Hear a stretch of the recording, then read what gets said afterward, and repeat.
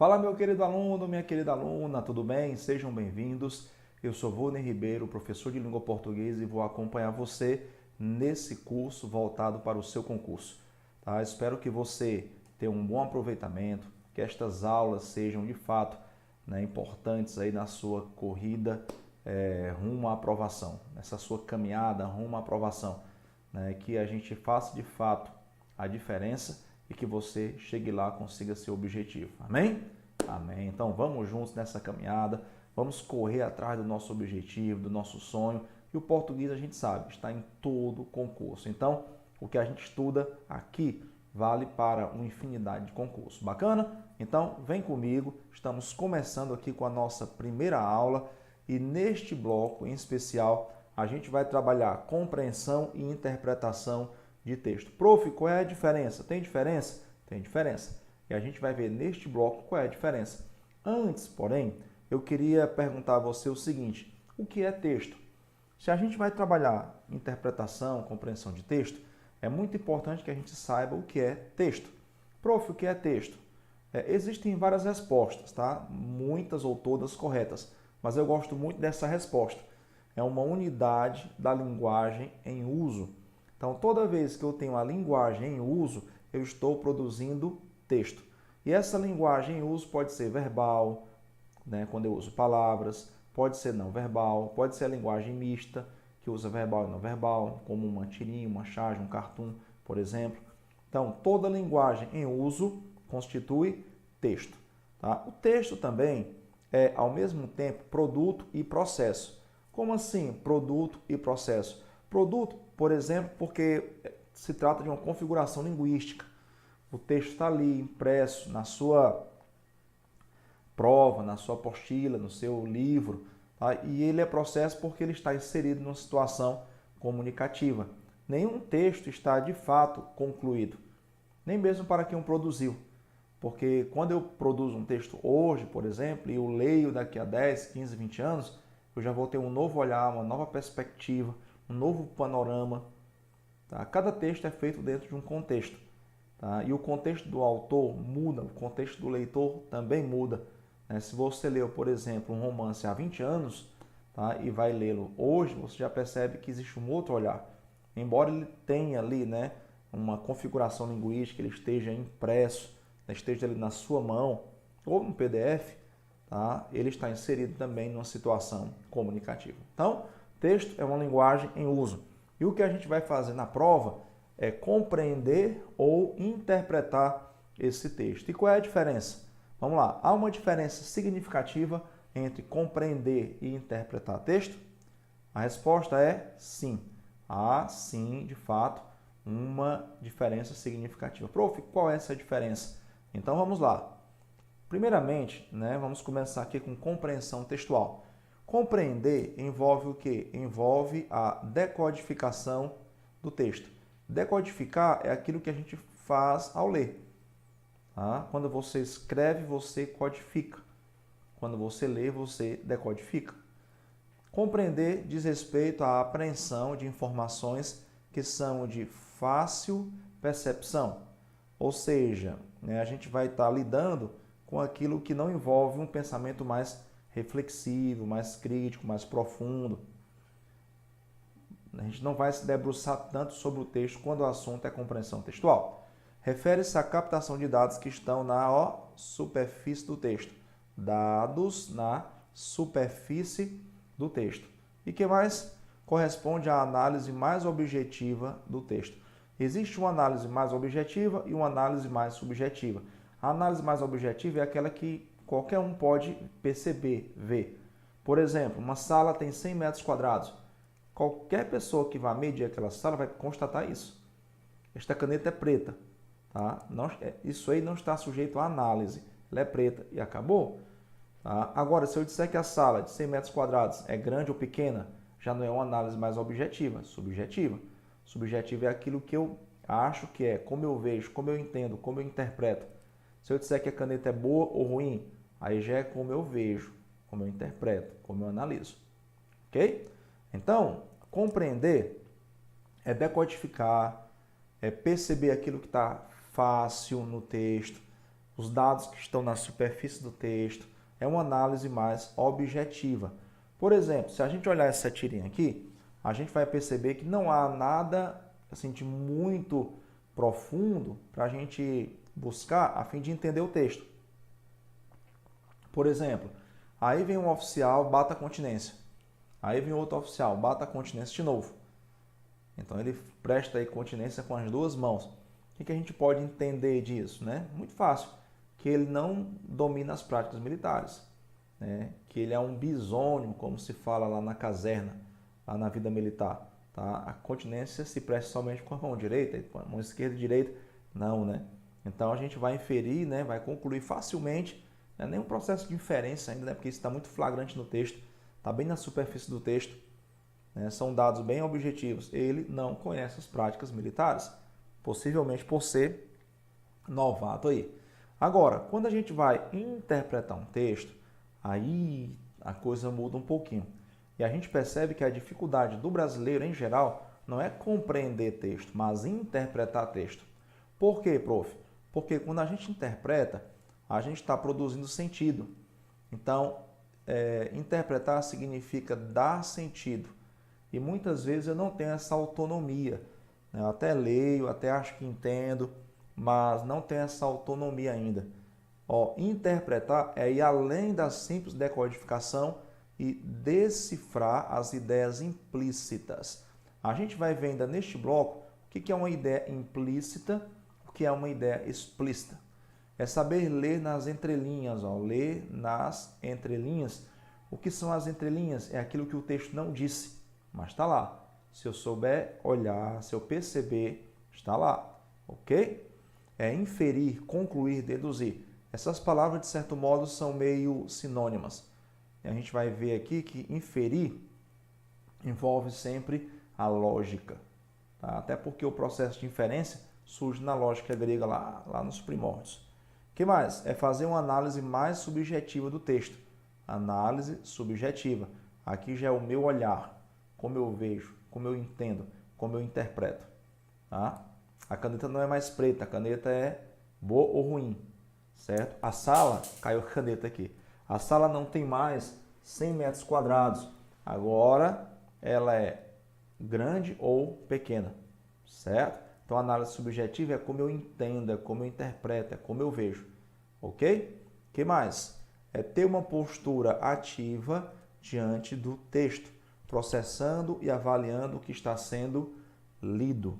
Tá? Então, postura ativa, ok? Processar, avaliar e tudo isso, né, tira o aluno da zona de conforto, que agora eu estou sozinho, eu preciso desenvolver essa competência leitora, tá? Para poder processar e avaliar aquilo que o texto está dizendo. Então, quando eu tenho compreensão textual, eu estou trabalhando com dados objetivos. Quando eu tenho interpretação textual, a análise, a percepção é mais subjetiva, ok? Então, a sala tem 200 metros quadrados, é um dado objetivo. A sala é ampla, é um dado subjetivo. A caneta é preta, é um dado objetivo. A caneta é boa ou ruim, aí já é um dado subjetivo, ok? Então, vamos lá, vamos na sequência aqui. Olha esse texto, um fragmento de um texto. Tá? Depois eu vou fazer uma perguntinha para você. Entre a rua, este quarto e o ser. Camila de Oliveira Silva. Recebo amanhã de pé. Consciente da minha insônia madrugada, eu estou à beira das 6 horas. Presinto o dia longo que vai arrastar esse corpo que sequer se esticou. Pronto o café, pronto amanhã e nem importa que eu não esteja preparada para absolutamente nada hoje. Alguma vez já quis pedir ao dia que me levante. Não sei seguir por essa hora em chamas, nesse amarelo que cai sobre o dia, que não me socorre. Às vezes, antes de ir à rua, me pego querendo ir direto para a noite. Algo me vem em cheio nessas horas e não é a saudade que ontem, sem razão, me consumia de vida e morte. Aí a pergunta que eu faço a você é a seguinte, uma pergunta só para a gente testar aqui a nossa capacidade de compreensão ou interpretação do texto, ok? Então vem comigo. As 4 primeiras frases do texto revelam ao leitor traço de estado de ânimo da enunciadora. A partir de uma leitura atenta desse trecho, é correto afirmar que se destaca na narradora uma postura passiva diante da vida, irritada pela falta de sono, animada por um novo dia, revoltada com a sua negligência. Então, a gente vai observar o seguinte, não há revolta, também não há ânimo, nem irritação. Tá? Ela apenas expressa uma atitude passiva. Observe que isso está bem claro no texto. Né? E prossigo o diálogo, que vai arrastar esse corpo que sequer se esticou. Né? Só para você ter uma ideia aqui. Ó, tá? Então, a gente fez o que aqui? A gente compreendeu o texto. Que essa informação ela vem fácil na tessitura aí do texto. Bacana? Vamos avançar aqui. Então, quando se trata de interpretação textual, surge a palavra inferência. E o que é inferir? Tá? Inferir é deduzir, depreender, concluir. Inferir é aquilo que se exige de você quando você tem que interpretar um texto. É um procedimento de leitura que exige algumas habilidades. E aí a gente sabe que para inferir é preciso ter algumas habilidades. Muitas vezes o aluno não consegue inferir porque ele não desenvolveu essas habilidades. Prof, quais são as habilidades que eu preciso desenvolver e potencializar para interpretar um texto? Vou te mostrar aqui, vem comigo. A primeira delas é a seguinte: deduzir informações subentendidas a partir do que está explícito em um texto. Vamos ver o que está explícito aqui para eu poder subentender. Marcela amou-me durante 15 meses e 11 contos de réis. Aqui é um trechinho famoso, né, do livro de Machado de Assis, em que o narrador personagem é alguém que morreu e voltou para contar a sua história. Olha só, observe que aqui nós temos o conectivo I. O conectivo I está ligando dois elementos. Um deles é tempo e o outro é dinheiro. Então, ao dizer Marcela amou-me durante 15 meses e 11 contos de réis, a gente pode inferir o quê? Que ela de fato não amava, que o interesse dela era apenas o dinheiro. A partir do momento em que o dinheiro não foi mais colocado, investido na relação, ou seja, a partir do momento em que Brás Cubas não dá mais dinheiro a ela, aí o amor acaba. Então, é um amor condicionado ao dinheiro que ela recebia. Então, subentende-se, né, a partir daquilo que está explícito no texto, que ela não o amava. Então, primeira habilidade, primeiro processo aqui na questão da inferência é deduzir informações subentendidas a partir do que está explícito em um texto. Segundo aspecto, observar o caráter polissêmico das palavras. Polissemia é quando uma palavra pode ter mais de um significado. Isso é muito comum. Tá? Por exemplo, aqui uma tirinha em que o Armandinho é protagonista. Vendo o pôr do sol. Quanto quer pelo pôr do sol? Alguém pergunta. Vendo o pôr do sol. Não está vendo, estou vendo o pôr do sol. Aproveite para ver também. Tá? Qual é a polissemia aí? Que palavra aí pode ter mais de um significado? A palavra vendo, que aparece nessa placa, né? Geralmente, quando alguém segura uma placa dizendo vendo, a impressão que dá é que ela está vendendo alguma coisa.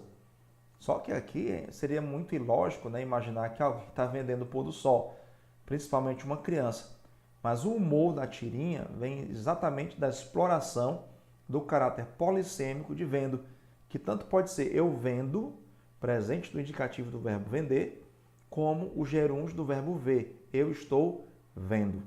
Então, se eu percebo o caráter polissêmico das palavras, eu consigo inferir, porque muitas vezes a inferência se dá a partir dessa percepção, dessa observação do caráter polissêmico das palavras, ok? Uma terceira habilidade é perceber se a linguagem empregada é literal ou figurada. Ó, linguagem literal. Que é a linguagem literal, prof? É a linguagem denotativa. É aquela linguagem em estado de dicionário. E o que é a linguagem figurada? É a linguagem conotativa, a linguagem metafórica. É aquela que transcende a realidade, que recria a realidade, que tem um ar mais poético, tá? Então, eu preciso saber, né, se a linguagem é literal ou figurada, porque a depender disso, a minha análise, a minha forma de ver vai mudar. Por exemplo, coloquei aqui algumas situações. Sua casa está precisando de uma vassoura. Se alguém diz isso, né, ela está falando literalmente de uma vassoura? Não, poderia ser um aspirador de pó, por exemplo, né? Não obrigatoriamente de uma vassoura. Existem outros mecanismos de limpeza. Ah, entendi. Então a pessoa está dizendo que a casa da outra está suja. Ela fez uso de uma linguagem figurada denominada eufemismo. Tá? O eufemismo é justamente o quê? Suavizar essa ideia forte, né? Suavizar essa ideia chocante.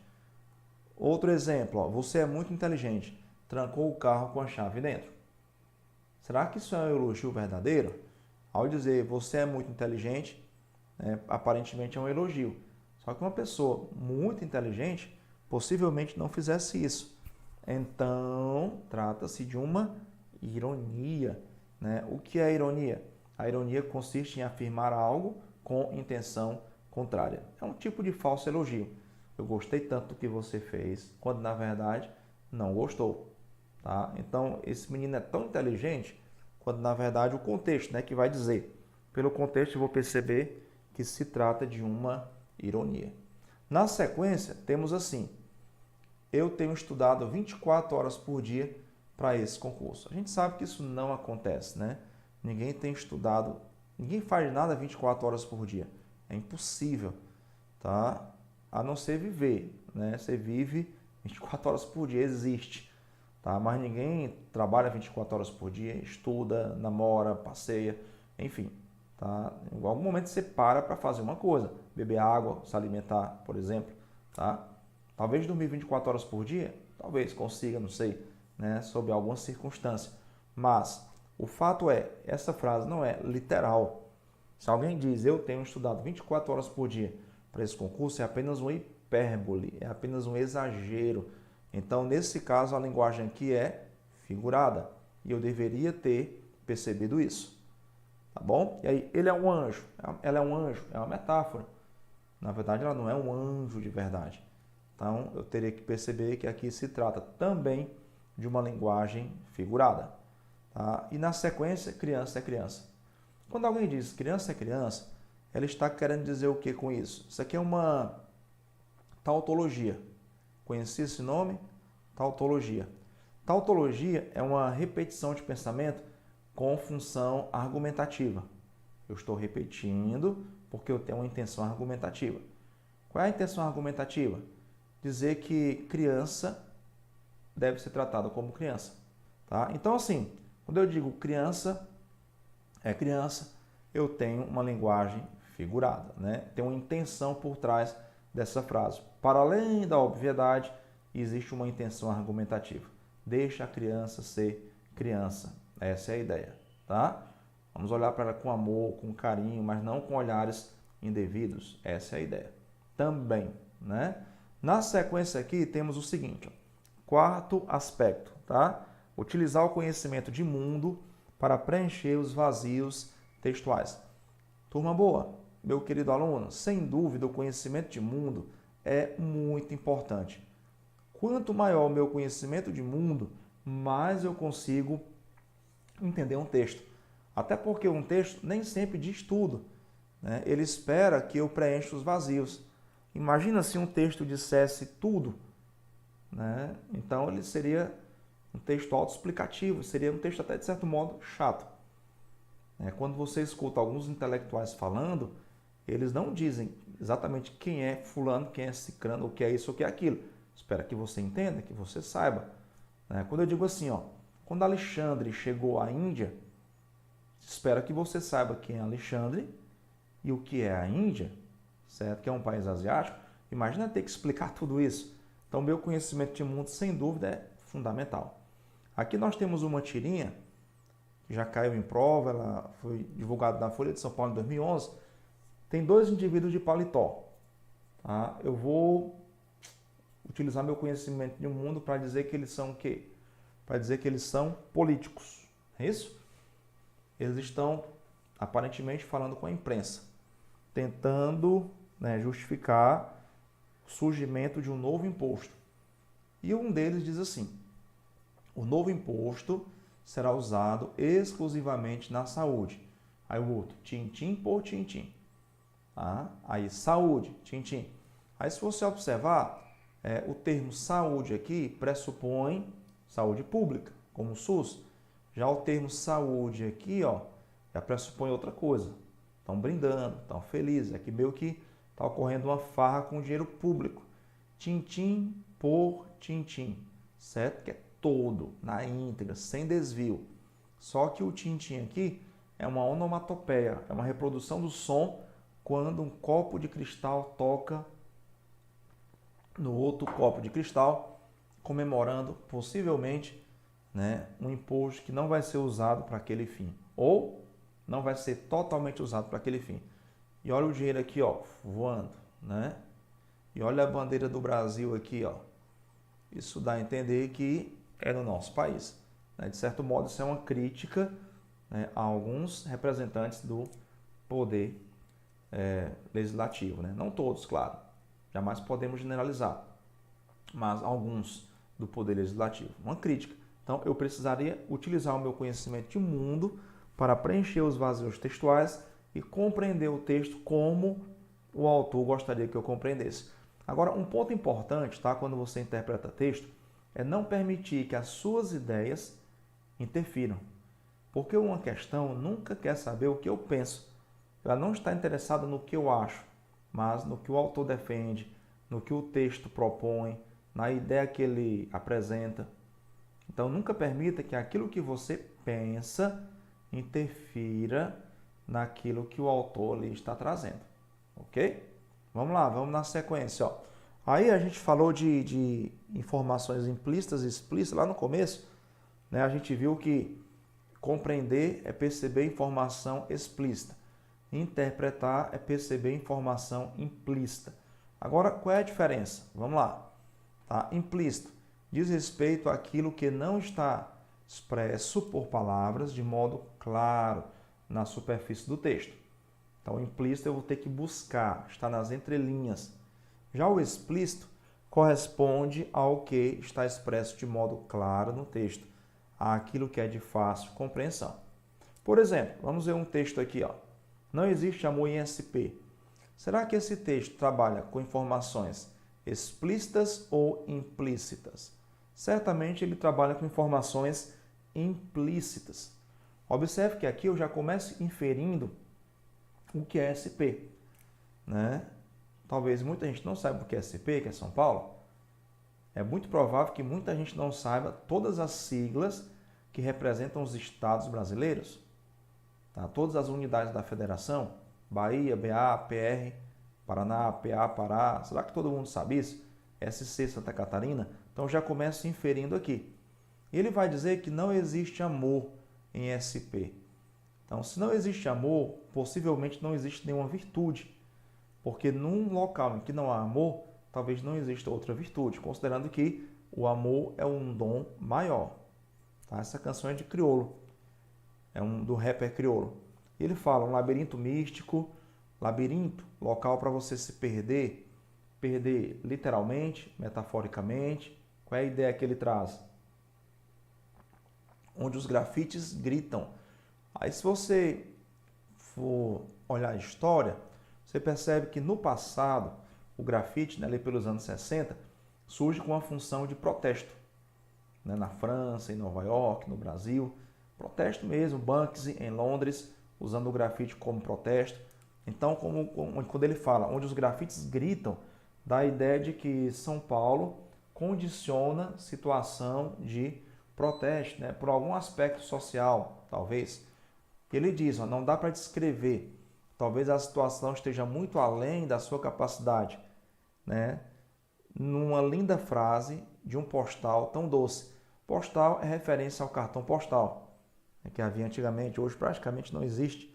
Era uma foto do local turístico que você visitava e atrás, né, havia um espaço para você escrever, dedicar a alguém, por exemplo.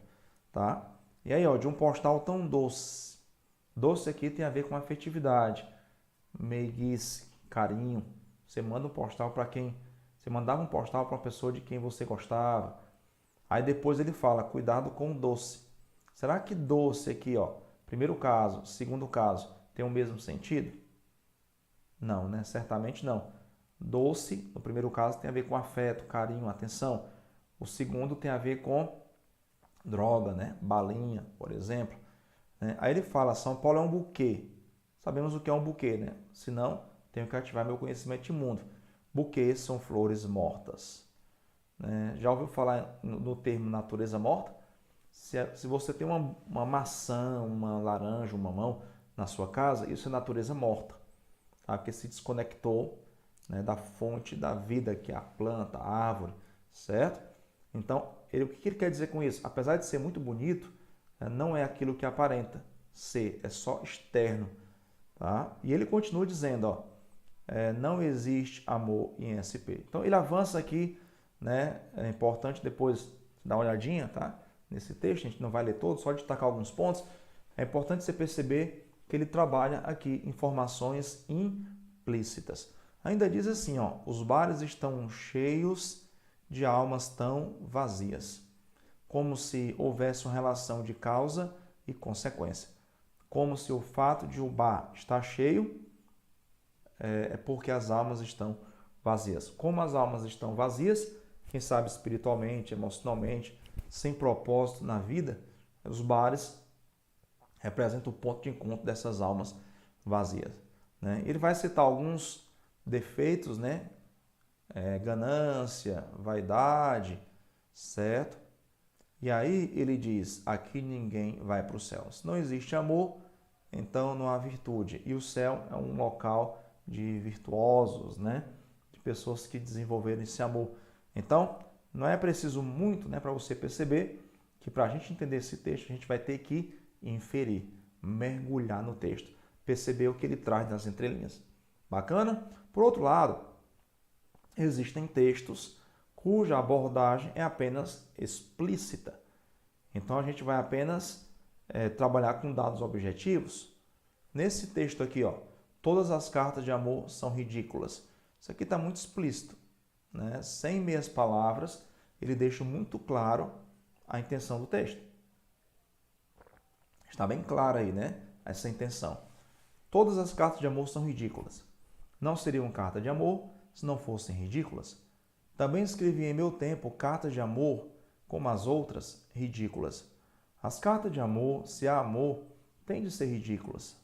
Ele prossegue dizendo, Fernando Pessoa, mas afinal, só as criaturas que nunca escreveram carta de amor é que são ridículas. Quem me dera no tempo em que escrevia, sem dar por isso cartas de amor ridículas. E aí ele conclui dizendo, a verdade é que hoje as minhas memórias dessas cartas de amor é que são ridículas. Todas as palavras esdrúxulas, como os sentimentos esdrúxulos, são naturalmente ridículas. Ok? Então, tem alguma coisa aí que precise ser interpretado? Não. Está muito claro, né? Todas as cartas de amor são ridículas. Eu já escrevi carta de amor ridícula. A carta de amor, para ser amor, de amor, tem que ser ridícula. Quem nunca escreveu carta de amor é que é ridículo. Então, está tudo muito explícito, muito flagrante no texto. Tá? E aí, quando você tem informação implícita, ela aparece de duas formas, pressupostos e subentendidos. Tanto pressupostos quanto subentendidos são informações implícitas em um texto. Tá? Esses nomes podem aparecer na sua prova. Pressupõe-se que, subentende-se que.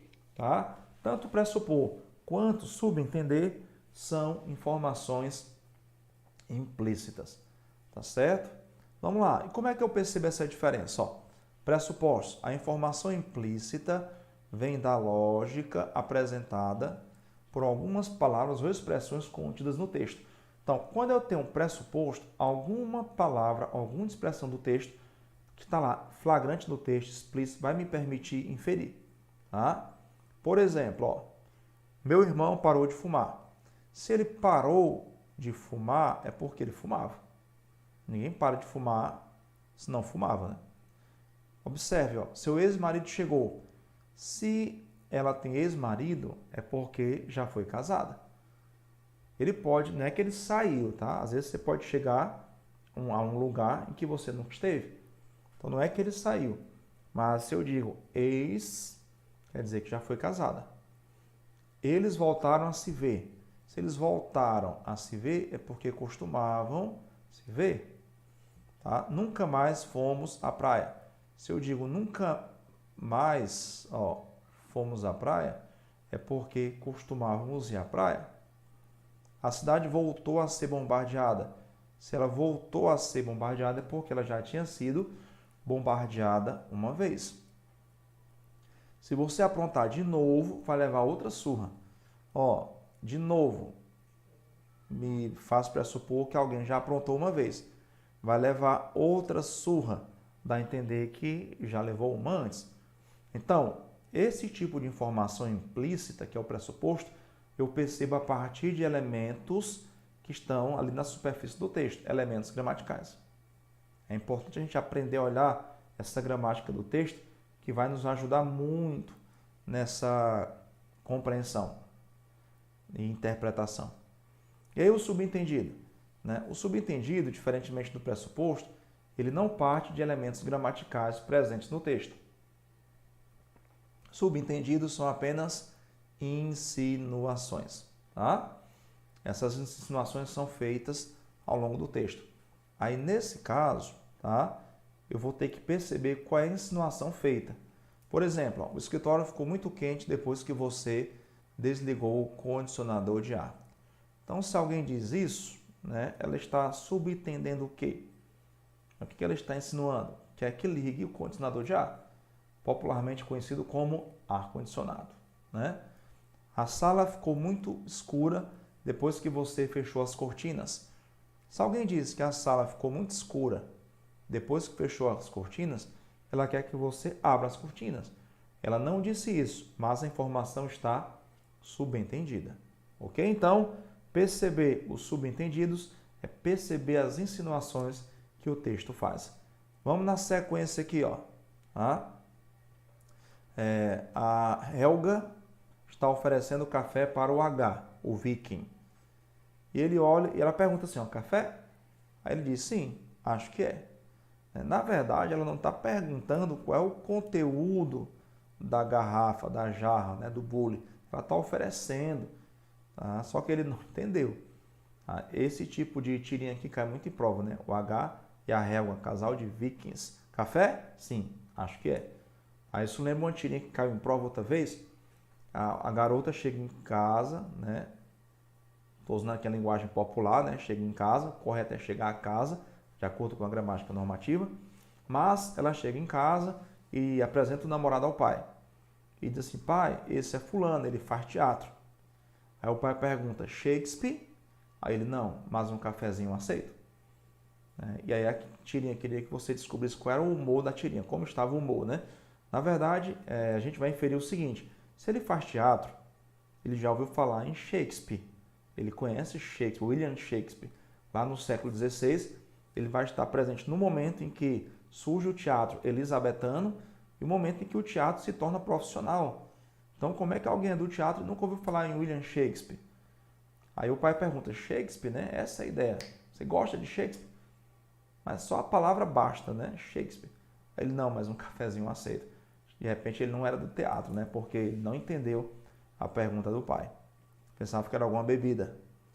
E aí, uma questãozinha aqui só para a gente testar. A partir da leitura da tirinha abaixo, responda a questão. Depois que nos casarmos, eu não serei uma esposa mandona que tenta mudar seu marido. Você poderá ler quantos livros quiser, contanto que você faça as suas tarefas de casa primeiro. Ok. Assinale a alternativa que preenche corretamente a lacuna. O texto afirma, no primeiro quadrinho, que a mulher não será uma esposa mandona. No entanto, ela age de forma contrária quando afirma que não tentará mudar o marido. Não, de forma contrária não, né? Diz que ele pode ler todos os livros que quiser. De forma contrária não. Deixa claro sobre as tarefas de casa que ele terá que fazer. Perfeito. Quando fala em casamento, não. Né? Então, é isso que a gente vai depreender, né? Inferir, concluir. Ela entra em contradição quando deixa claro sobre as tarefas de casa que ele terá que fazer. Ok? Com isso, né, a gente finaliza este bloco, tá? Bloco 1. Estamos começando aí as nossas aulas, o nosso estudo. Né? Espero que você continue firme, não desista. Estudar vale a pena, pode ter certeza. Eu trabalho com língua portuguesa já há alguns anos e já percebi uma coisa: quem não desistiu, conseguiu. Então, vamos firmes rumo à nossa aprovação. Aguardo você no próximo bloco. Tchau, tchau.